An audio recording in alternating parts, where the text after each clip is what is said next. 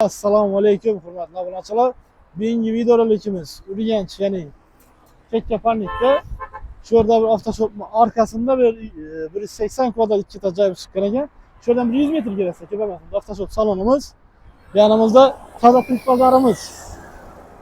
Shundik Manglayda yo'lning ustida. Yani eslatmadan kimdeki natural binasını, kvartirasını, havlu joyini satib olmoqchi va ijara bermoqchi, ijara olmoqchi bo'lsa, ekranda nomerlarni chiqarib qo'yamiz. Shunga murojaat etaverasizlar. Her ikkalasiga ham yordam beramiz. Uyimizni obzor etamiz, yetdik. Yetib keldik. Joyimizni fasad qismining ko'rinishida.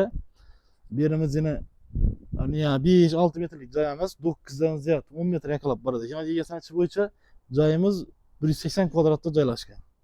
Girovashimiz yana lisensiyalarimiz betonlardan, quymalardan ishlangan ekan, chiroylatib. Yan tarafda garajimiz ham bor, garajimizni ko'rsatib o'tamiz. Joyimizni girash eshik damli ishlardan, yaxshi ishlardan ko'rgan ekan. Sifatlisimdan zo'rindan gaz, svet, suv hamma o'chiruvchilar qo'yilgan ekan, 100% tayyor ekan shamaka. Girovashimiz bilan dalanimiz. Dalanimiz ham katta razmerda tushgan, oyoq tiylarimiz yog'och pollardan qaqilib, chiroyli laqlanib qo'yilgan ekan. Berimiz yana rakonat uchun joylar tashlab ketilgan. Bu yerda avtomatlarimiz yevro etib o'tirilgan. Zo'rlaridan qo'yilgan. Tak, bu yanimizda chiqadan bo'lsak, bu yanimizda zalimiz joylashgan. Lisensiyalarimiz ham yog'ochdan zo'r etib ishlangan. Zikirdi, ses yo'q, chiqib ko'rishadi mumkin. Bu yan tarafda yana zalimiz katta razmerda tushgan bu ham. Zalimiz yana 100% tayyor bo'lib turibdi. G'ollar ham dushalgan, oboylar urilgan, lyustralar ham osilgan, notuj potolok urilgan. Registrlarimiz yaxshidan qo'yilgan. Zamonaviy kotelimiz registri, zamonaviy kotelimiz o'zi qo'yilgan beri. To'g'ri, xullas girib yashagan holatda.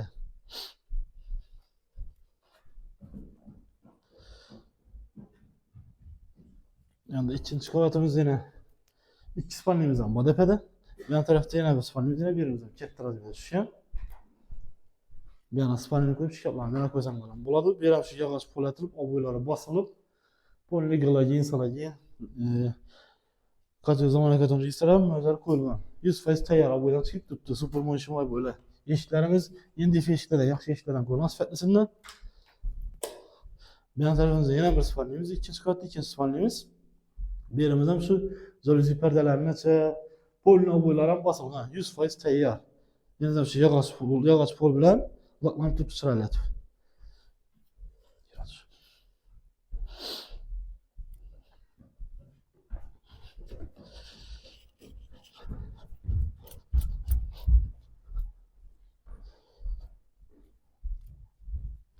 Endi yanimizga kelsak, yanimizda bir spalni kuxniyamiz va sanuzelimiz joylashgan. Yani sanuzelimiz 100% tayyor ammoji. Sanuzelimiz 100% tayyor. Unitaz, vanna hammaji qo'yilgan. Даже kir mashinalari joylashtirilgan. Yan tarafdan rakonat uchun joylar tashlab ketilgan. Hamma yerimiz tayyor 100%.